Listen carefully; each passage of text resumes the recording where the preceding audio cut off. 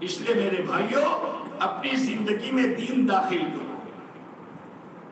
شادی آئے سماج کیا کر رہا ہے، برادری کیا کر رہی ہے، اس دلہے کے سرکل میں کیا چیزیں چلتی ہے، نہیں، دین کیا کہہ رہا ہے، بچی کی رخصتی میں دین کیا کہہ رہا ہے.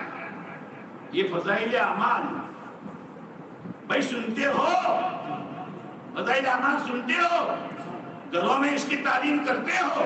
کون کون کرتا ہے گھروں میں؟ ماشاءاللہ ماشاءاللہ. کچھ نے پہلے ہاتھ اٹھائے، کچھ نے ماحول کی وجہ سے اٹھائے.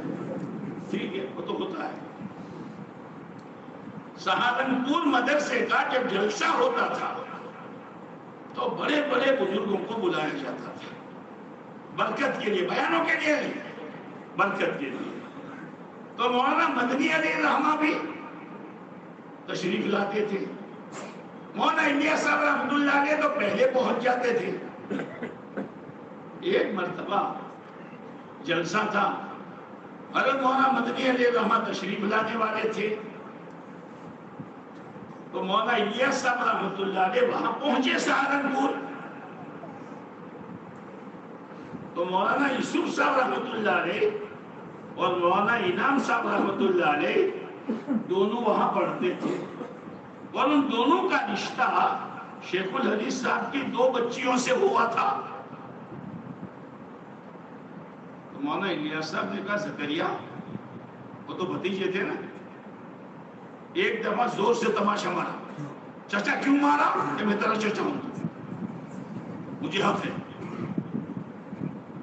تو کہا زکریا حضرت تشریف لا رہے ہیں تو انعام کا اور یوسف کا نکاح کروا دیں گے؟ دلہوں کو معلوم نہیں،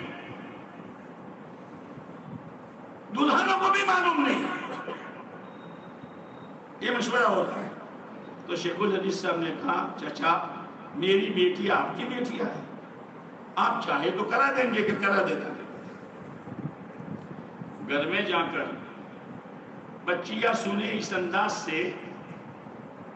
اگر شیخ الحدیث صاحب رحمۃ اللہ علیہ نے اپنی اہلیہ سے کہا سنا چچا آئے ہیں، چچا آئے ہیں، تو چچا کا کہنا یہ کہ انعام کا اور یوسف کا نکاح آج کرا دیتے ہیں،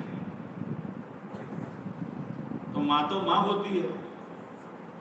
کہا مولوی صاحب اتنا موقع تو دینا تھا کہ میں اپنی بچیوں کے لیے ایک ایک نیا جوڑا سلاؤں. آج کیا ہو رہا ہے؟ تو شیخ الحدیث صاحب کہتے ہیں میں نے بیچاری کو ایسا جواب دیا کہ وہ مجھے معلوم ہے میں نے کیا جواب دیا.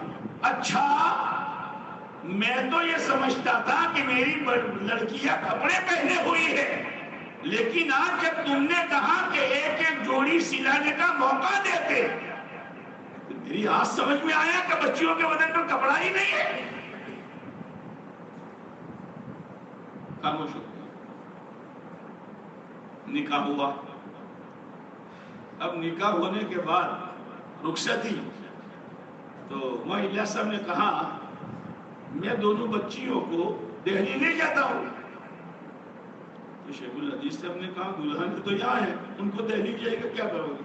دلہا تو دونوں یہاں پڑھتے ہیں، دلہنوں کو لے جا کر کیا کرو گے؟ یہاں بات تو صحیح ہے. تو شیخ الحدیث صاحب نے کہا ایسا کرو دونوں کی رخصتی میں اپنے گھر میں ہی کر دیتا ہوں. کوئی ہمیں پڑے سے اللہ کے واسطے واپس آؤ، فضولیات مت کرو، سنتوں کے بچیتے مت کرو، اپنی اولادوں کو شادیوں کی برکتوں سے محروم نہ کرو. ایک کو اوپر سلایا مولانا یوسف صاحب کو، اور مولانا انعام صاحب کو نیچے سلایا. بارش آئی، جیسے بھی آئی بارش آئی تو اوپر سے پانی ٹپکتا تھا تو وہ دونوں تو بھگتے رہے پوری رات. کیا ہے میرے بھائیوں، شادی کرو، رخصتیاں سادہ کرو، اپنے کاروبار میں حلال دیکھو، حرام مت دیکھو، زیادہ مت دیکھو، تھوڑا ہے لیکن حلال کا ہے، اللہ اس میں برکت دے گا. اپنی پوری زندگی کو سنت کے تابع کرو، رحمتیں ملے گی، برکتیں ملے گی۔ جیسے مولانا نے فرمایا کہ حقوق کو ادا کرو، حقوق کو ادا کرو۔ اب یہ بچی جو گھر میں آ رہی ہے بہو بن کر، خدائی کے ہم لائے خبر اللہ وہ خود آوے کہ لاپا پاوے سے ہے نا، وہ آئی اور آ کر اس نے ہمارا گھر آباد کیا اور اس کی ماں کا گھر سنا کیا۔ انہوں لاگے سے مانا بھائیوں نے بائی زدتی رہی، بیٹی زدتی رہی، آنسو نہیں سکتا، آنے والی بھی رو رہی ہے، بیچنے والے بھی رو رہے ہیں، ان کی آنسو کی کوئی قدر نہیں ہے۔ چند دنوں کے بعد اس پر ظلم شروع ہو جاتا ہے، سارا کام تجھے کرنے کا، کپڑے تجھے دھونے کے، گھر کی صفائی تجھے کرنے کی۔ کیا ہے یہ؟ ہمیں بیچاری سارا کام نہیں کر سکتی لیکن نہ بھی نہیں کہہ سکتی، اب چپکے چپکے رو رہی ہے۔ یہ ظلم ہے، اس کے آنسو آسمانوں پر جائیں گے اور تیرے گھر پر مصیبتوں کے بادل برس پائیں گے۔ کیا ہو رہا؟ شوہر کا سہارا نہیں، نردوں کی طرف سے تانے، ساس کی طرف سے تانے، غریب بچی ہے، باپ قبرستان میں ہے، بھائیوں کا کوئی ٹھکانہ نہیں ہے، اور یہاں ظلم کے سوا کچھ نہیں ہے۔ الظلم ظلمات یوم القیامہ، اندھیریاں بن کر قیامت کے دن آئے گی۔ اس لیے سب کا ذہن بناؤ، دینداری کے ساتھ رہنا، مل جل کر رہنا، نمازوں کا اہتمام کرنا، صبح شام کی تسبیحات کی پابندی کرنا، قرآن پاک کی تلاوت، حلال روزی کی فکر کرنا۔ آج زمین پر ہے، کل قبر میں جانا ہے۔